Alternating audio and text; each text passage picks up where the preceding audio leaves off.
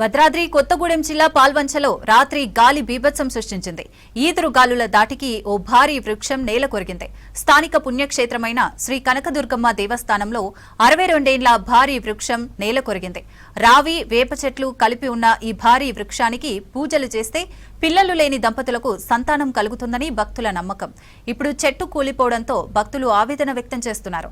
రాత్రి సమయంలో ఈ ఘటన జరగడంతో ప్రాణాపాయం తప్పింది. పాల్వంచతో పాటు పలు మండలాల్లో ఈదురు గాలులకు చెట్లు కూలాయి.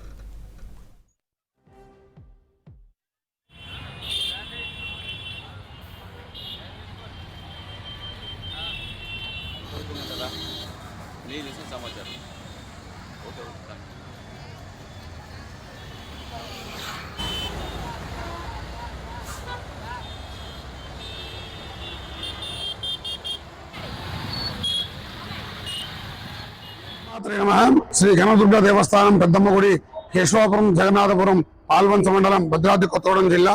నిన్న జరిగిన అటువంటి అకాల వర్షం వల్ల గత 62 సంవత్సరాల నుంచి పూజలు అందుకుంటున్నటువంటి రాగి చెట్టు, వేప చెట్టు నేల కొరిగిందండి.